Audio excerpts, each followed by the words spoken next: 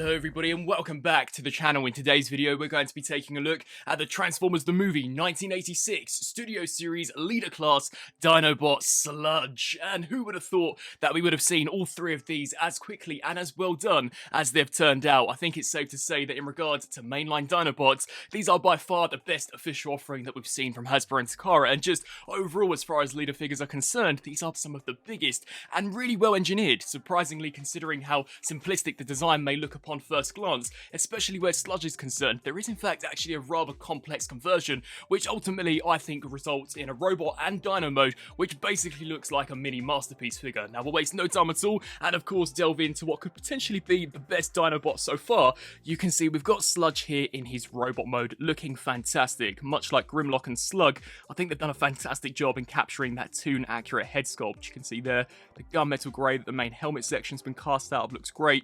And we've got a really nice mix of silver there for the crest, for the faceplate, as well as those awesome metallic blue eyes. Even as we take a look towards the back of the head, you can see there we've got some subtle details. Overall, a really impressive sculpt. And then as we just spin our attention down here to the torso region, much like the previous two, incredibly thick, really robust looking. I think this looks fantastic. You can see some really nice mechanical sculpture here along the side. We've got some nice gunmetal grey here for the centre, with what appears to be an almost targeting system embedded within the chest. That's at least what it looks like to me. And you can see we've got the Autobot insignia slap bang there in the centre. Overall, a very nicely sculpted figure, and believe me, when we actually transform him, there's a lot of internal detailing that Hasbro and Takara have packed in, literally just for transformation. You can see here for these wing sections, I think these have turned out really nicely, completely cast out of grey here from the front, but the back is metallic silver due to the Dino mode, but you can see a really nice variety there of sculpted in surface detailing, which personally I love the way that looks. And you can see those really thick looking shoulders and biceps. And of course the forearms. Overall just such an impressive figure, and unlike Grimlock, there are literally barely any hollow spaces where the arms are concerned. This guy has literally been filled out so nicely. You can see along the side we've got some nice G1 details such as these almost arrow sections, and I think the fists also have been sculpted really well. You can see here for the skirt piece as well as for the thighs, I think the sculpt work on these two also looks really impressive. Cast out of once again that almost gunmetal grey. Just taking a look there at the side. And then as we spin our attention down here to the legs, initially when we saw some of the promo images, I wasn't too pleased with the placement here of the tail. However, having this in hand, honestly, it doesn't bother me at all, and does harken back to that almost leg that he was supposed to have in the original G1 series. I think they've done a pretty decent job where that's concerned. And once more, you can see all of that fantastic looking sculpt work along the side, as well as here for the front, those really metallic, shiny gold toes. And as we just spin our attention here to the interior, you can see literally everything here is completely filled out. There are no hollow spaces at all. And we've once again got some really awesome looking sculpt work. As we flip here to the base, due to transformation, this had to be hollowed out, but they haven't skimped out at all. You can see this too has also been fully detailed.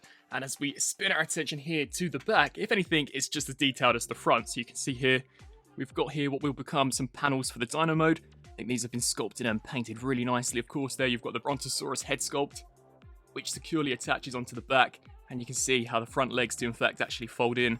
Overall, it's just a very compact, really well built, hefty looking figure. Now in regards to articulation, just as well done as Grimlock and Slug, if anything even better than those guys. So here at the head, we do get a ball joint which can look left to right as well as up and down slightly due to transformation. The arms here are on ratchet joints, so can rotate the full 360 as well as hinge out to the side, and you can see how they're fully sculpted in the armpit joint here so that it actually looks almost like one piece when actually manipulating this joint, which I think is a really nice touch. We also do get an incredibly stiff bicep rotation as well as a double joint due to transformation, which can bend slightly past 90. We do get a full rotation here at the wrist as well as a waist rotation. However, due to some of the Dino kibble, it is slightly restricted, so won't be able to rotate the full 360 unless you want to mistransform some of these components. But here at the legs, these can ratchet forwards that far as well as can also kick back to about that far. You can do the split on a hinge joint as well as a rotation here at the thigh.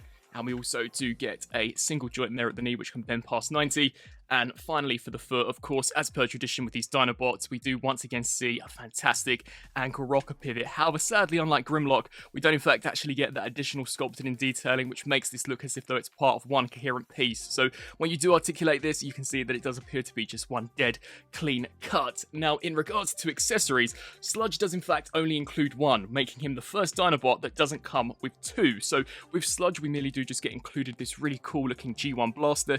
To be honest, out of all of the weapons we've seen so far for the Dinobots, this is by far my favourite. I think this looks awesome. The sculpt work looks really cool.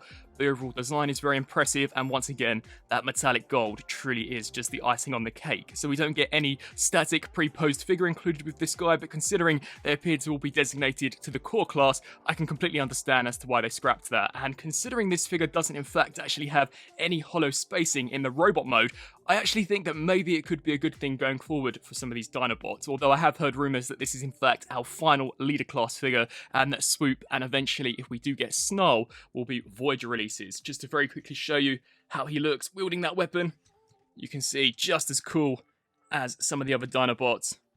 And I think proportion-wise, it looks really, really awesome. For some size comparisons, we'll begin by starting off with some individual close-ups, and then we'll move on to the group shots later on. You can see here we've got both Studio Series Sludge and Grimlock, and both equally sized in terms of scale. I actually think these look fantastic to one another, and you can see that in terms of width, Sludge is in fact actually slightly bigger than Grimlock, and actually having them in hand, this guy does feel a little more substantial than what already was an incredibly hefty leader figure. As we just bring them in here for a more eye-to-eye, you can see that if anything, Sludge may in fact actually appear to be ever so slightly taller here than Grimlock, but overall, such an awesome pairing. Let's very quickly bring out Slug. So here, much like Grimlock, you can see that Slug looks fantastic posed alongside Sludge. Here we have him alongside the Kingdom Leader Class Ultra Magnus and the Earthrise Netflix Optimus Prime. And as promised, here we have a group shot of some of the 86 movie Dinobots that we've seen so far released for the Studio Series line, and each and every one of them looking absolutely fantastic. I think that in regards to a modern day leader class, these are by far some of the best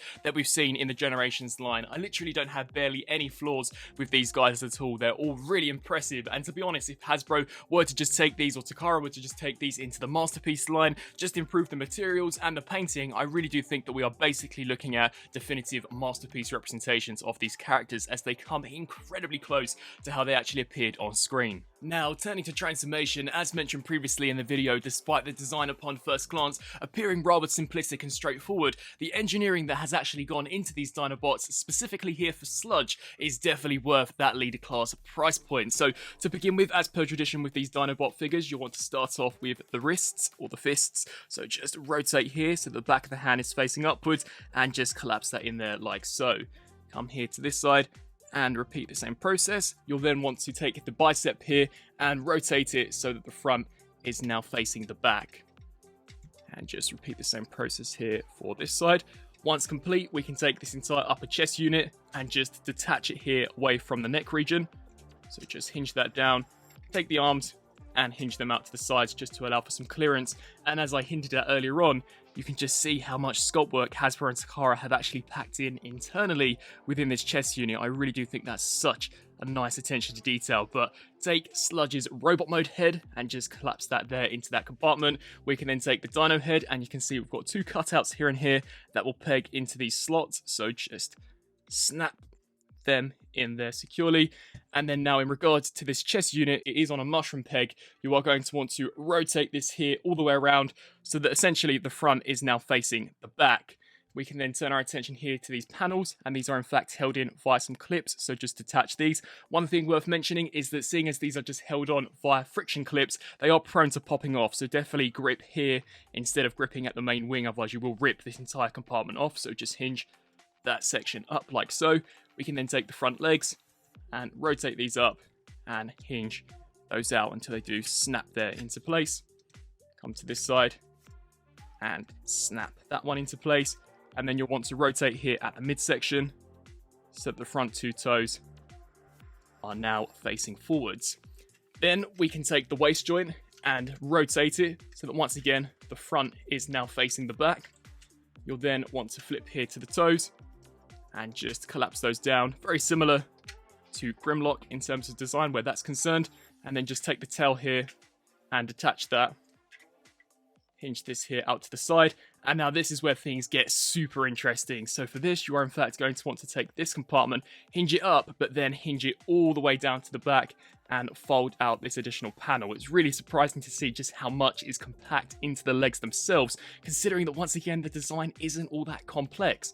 Come here to this side and repeat the exact same process. So they are held in via some clips. So you'll just want to disengage this section, hinge this down and fold this section here out. And much like Grimlock, you'll then want to take where the knee is, dislocate it essentially, and it is on a slider joint. So you want to shift that forward and then just fold the legs in upon themselves. Come here to this side and repeat the same process. So slide that in, hinge this up, and then we can proceed to combine the two halves. So just snap all that together and then flip it here so that we're looking at a side profile. We can take the tail, hinge this out of the way just to allow for some clearance. And basically, you're just going to want to shift these knee joints into those hollow compartments so that we're left with something that looks along the lines of this. And then you'll want to shift this section forwards.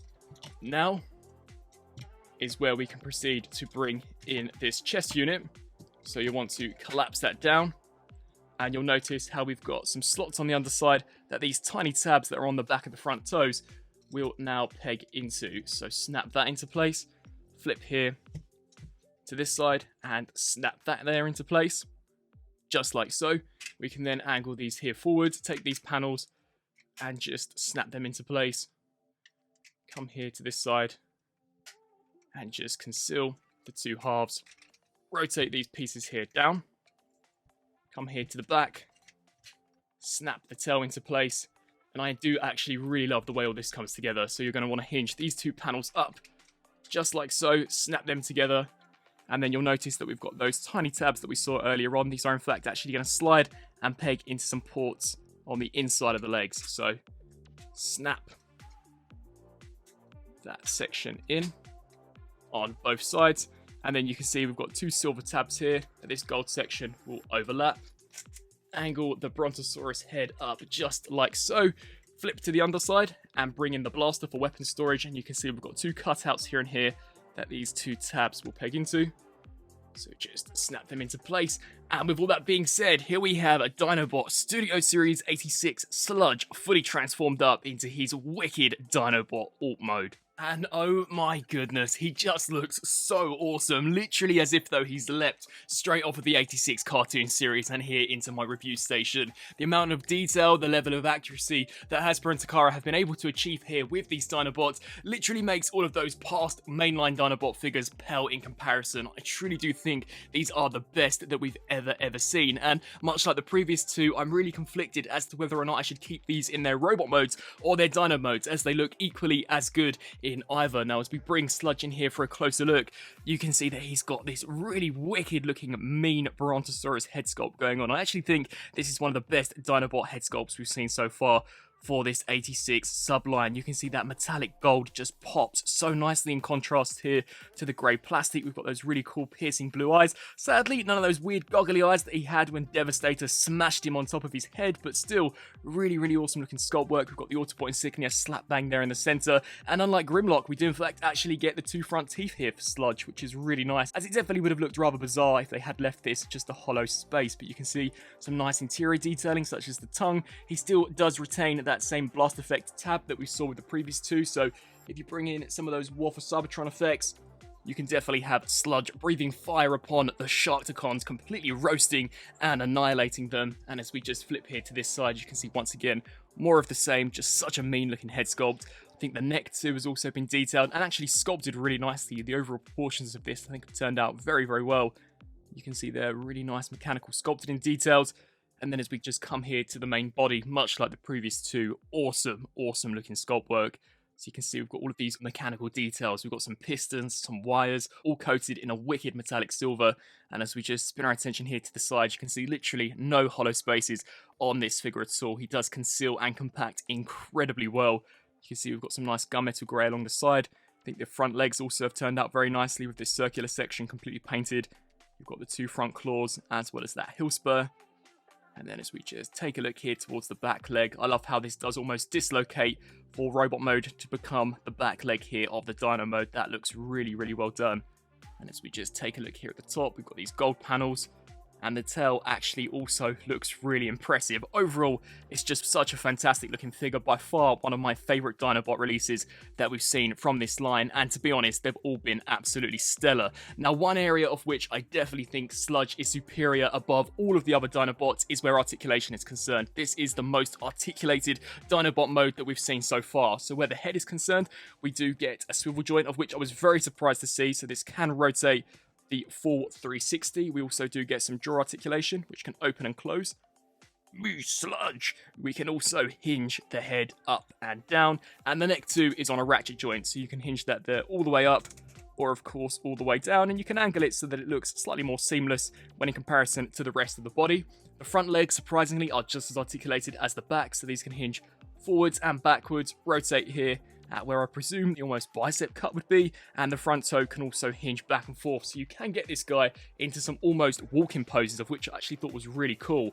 And then here for the back of the legs, considering these are the bot mode arms, we do get a hinge joint out to the side, ratchets forwards and backwards, as well as a double joint here at where the knee is concerned. The hand does have a tendency to drop down, although I imagine you could just tighten this screw up and it would fix that problem. And then as we just take a look here towards the back, there is no articulation where the tail is concerned. But overall, a very, very awesome looking Dinobot. As we just flip here to the underside, he is sadly a little hollow here, which is probably the only issue I have, but to be honest, who's really going to display their Dinobots from the underside? I doubt that you guys ever will. And just to show you how it looks without the weapon attached, you can see not looking too bad, but without the gun, the way the toes actually hang down, it does create this really weird sort of cavity. So personally, I do choose to leave the gun permanently attached. Now, for some size comparisons, we'll firstly bring out the Studio Series 86 Sharkticon Nor, just so that you guys can see how they fare in comparison to one another. So once again, a massive Dinobot figure, absolutely dwarfs, as you would expect, our deluxe class Sharkticon offering. But of course, I'm sure you guys want to see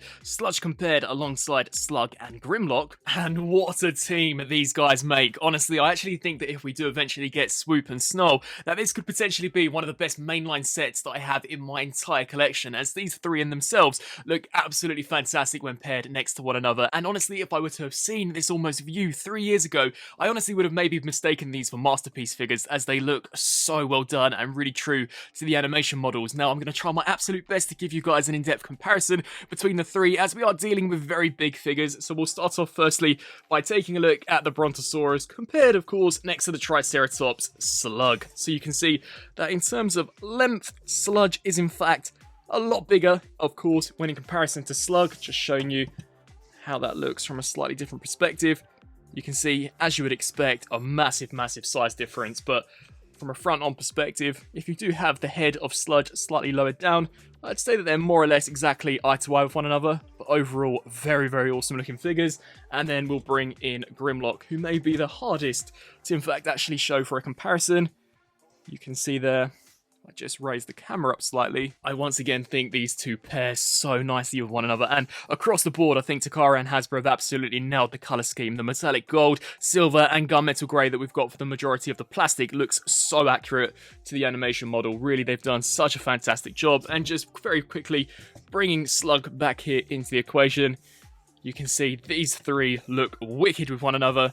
I can only imagine how Swoop and hopefully Snarl will eventually turn out. And so, some final thoughts for the Transformers Studio Series 1986 Leader Class Dinobot Sludge. Overall, as you would expect from these Dinobot figures, this is another smash out hit for Hasbro and Takara. I think that in terms of an actual Dinobot Sludge in itself, it's by far the best official offering that we've seen. This guy is so well done. The robot mode has been designed almost perfectly to how he appeared on screen. Literally, I have next to no faults at all. I know there'll be some of you out there who aren't a huge fan of the additional mechanical detailing that we've got going on where the surfaces are concerned, but personally, a lover of the Michael Bay movies, I really love that attention to detail. I do think it adds an additional layer of almost eye candy to the bot and Dino mode, and overall I think the robot mode has actually turned out really nicely. I think the articulation is fantastic. There are literally no hollow spaces on this guy where the bot mode is concerned, something of which could not be said for the leader class Grimlock. The transformation is in fact actually incredibly involved, making this guy by far the most advanced Dinobot that we've seen, but I think it results in what could potentially be the best Dino mode that we've seen out of the three so far. That Brontosaurus alt mode looks absolutely fantastic, and literally as if though it's leapt off of the animation and here into my review station. I think the colour scheme is so well done. It perfectly matches what we actually saw from the original movie. I love the metallic gold, the metallic silver, and even the cast grey plastic that the figure has mainly been cast out of looks really well done. I love the glossy red plastic that we've got for the torso. The gunmetal highlights really do help to break up some of the lighter grey, and the articulation is by far the best out of the three. The head has just got so many different joints. I do love how the legs can in fact actually pull off this almost walking pose, something which you couldn't really achieve with the likes of Grimlock and Slug without it looking fairly unnatural. And the Dino mode, much like the previous two, does in fact actually compress and compact into a really solid looking unit. Granted, there is some hollowness where the belly is concerned, but it can kind of be fixed with the addition of the blaster stored on the underside. So with all that being said, for those of you who are a fan of the 1986 Studio Series subline, and in particular the Dinobots, I definitely think you're going to love this guy. And if you've picked up the previous two, or maybe just Grimlock, you're definitely going to want to add Sludge here, as at least in my opinion, he is the best out of the three so far, and definitely makes me super hyped in terms of what Hasbro have up their sleeves in terms of a swoop and snarl. I'd love to hear your thoughts on the figure and the review down in the comment section below. Do you guys think that Sludge has turned out just as good as I do? And as always, I thank you guys all so much for watching. Until my next review, I'll see you then. Thanks for watching.